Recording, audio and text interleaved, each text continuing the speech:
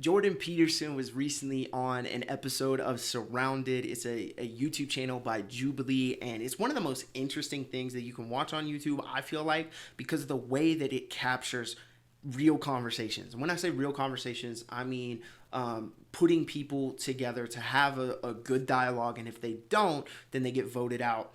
It's not always the most conducive to creating in-depth conversation, but I do think it's pretty accurate in what kind of conversations are happening probably in the country, at lunches, at dinners, all of that kind of stuff. And so it's very, very interesting. Jordan Peterson was on this, and it was originally titled One Christian versus 20 Atheists. If you know Surrounded, they typically have one person with one view and a bunch of people surrounding them that have an opposing view. And so this was originally titled One Christian versus 20 Atheists. Then they retitled it 24 hours later, Jordan Peterson versus 20 Atheists. I want to kind of break down why, because I think it's very important. There's two aspects that I think Jordan really misses it here, and I'd like to kind of break it down. Hopefully this video makes sense. Hopefully it's something that connects with you. I hope it's a help. Make sure that you like and subscribe for more content like this. Let me know what you'd like in the future, and let's get into it. So here we go.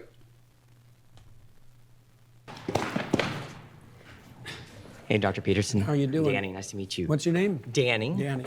You're saying atheists worship things or people or places, whatever. Can you be very clear about your definition of worship again?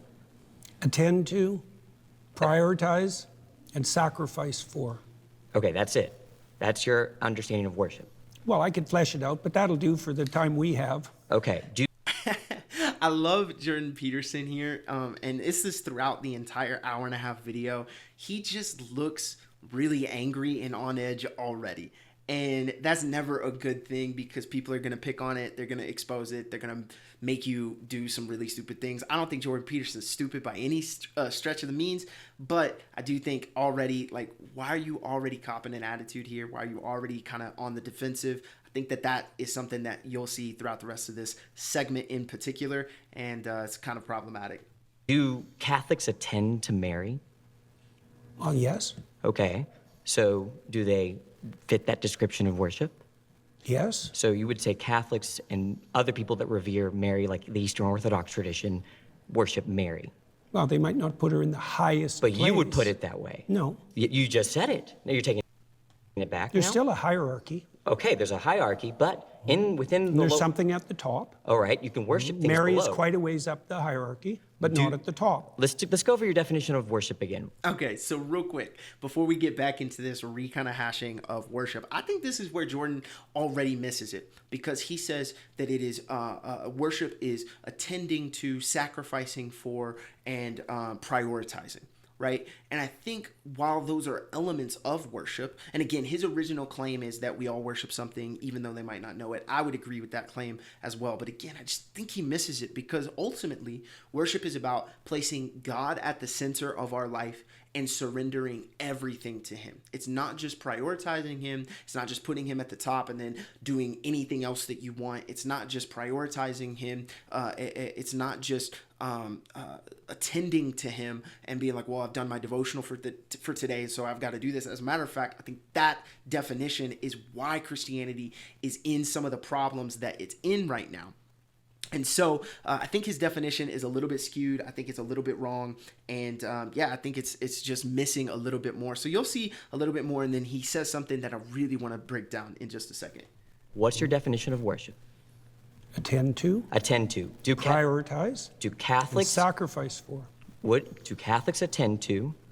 Do they prioritize Mary over all other human beings? No, I didn't say overall, did I? I didn't add that to my definition. You understand? I said there was a hierarchy as well. You attend to So you can attend to something trivially, or you can attend to it deeply. Okay, now you're adding stuff to the definition. But And see, this is kind of where this guy cooks Jordan a little bit, because he's already getting him to backpedal off of things. He's already getting him to kind of back off of the definition, and he's really pressing him hard on this stuff. And I think it's because Jordan really didn't come prepared enough for what he was supposed to do, which was have a conversation and defend the Christian position. And he's not able to do it because he's still somewhere on his faith journey. I don't know where Jordan's at, but I know that he's not really able or willing to kind of take on this title of being a Christian, even though he's kind of defending the Christian faith here. And again, I think this definition just falls really, really flat, and it's easy to poke holes through it when stuff is superficial like this.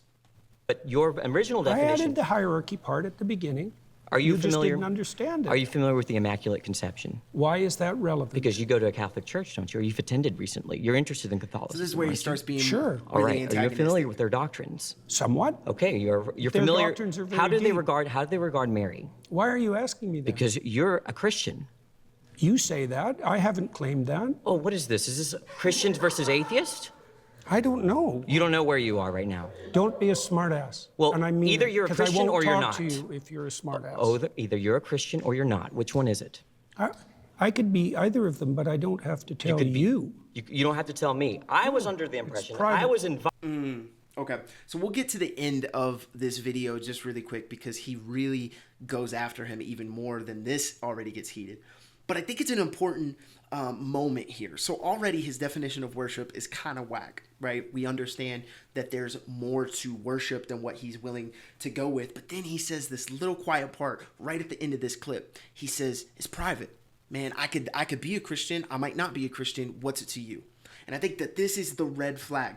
This is the key moment where you're like, man, you're really missing it. And it's moments like this that makes you understand why Jubilee went back and re-edited or retitled the video rather. I mean, biblical Christianity is public by nature.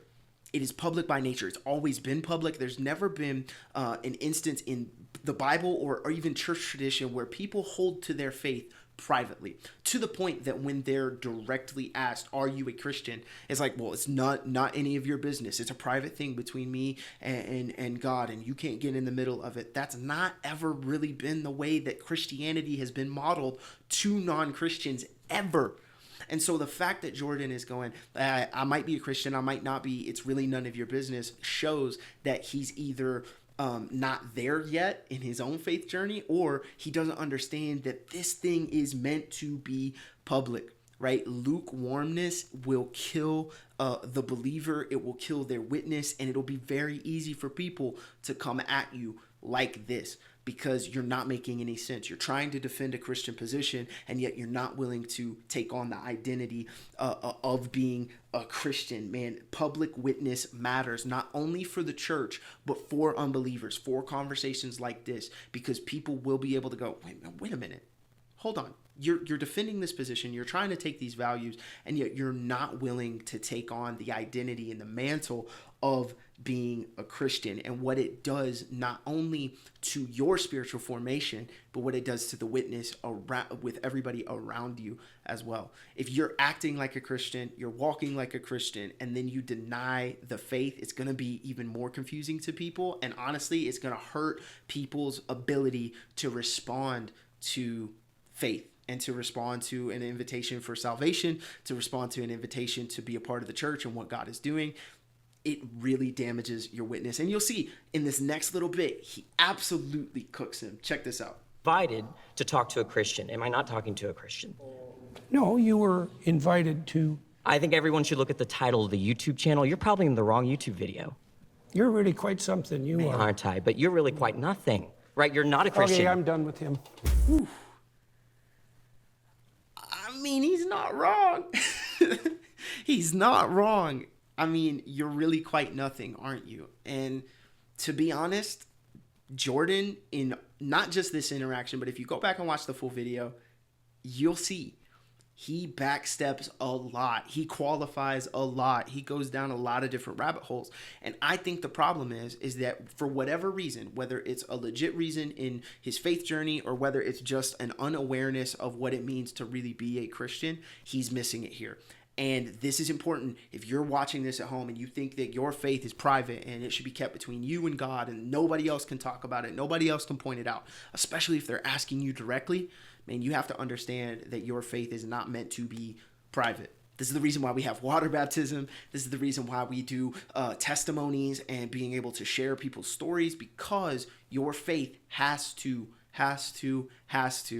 be a public part of your character, of your personality, because if it's not, people are going to be able to poke holes in it and call you out, and it's going to be really, really problematic. And so I got a question for you. Are you bold about your faith? Are you bold about your faith, or are you just hiding behind the privacy of your decision? Man, this is important, because you cannot grow in your walk with Jesus if you're not willing to take him on publicly and take on that identity. This is an awesome opportunity that we have to look at this and learn a lesson about what it means to be a disciple of Jesus, what it means to be a follower of him, and what it means to really stand up for his values, especially when you're talking with people who are going to be a little bit antagonistic towards your beliefs. Man, they're going to be able to poke holes if you're not standing up for your faith. So let me know what you think about this. Let me know if you've watched the full video. Let me know what you would like to see me respond to, react to, commentate on next, man. I would love to be able to make some videos that you guys want to see. And so thank you so much for watching. Make sure to like and subscribe, leave a comment. Let me know how you would respond to this question, how you would share with a room full of atheists. I'm interested to know your perspective. I'll see you in the next video.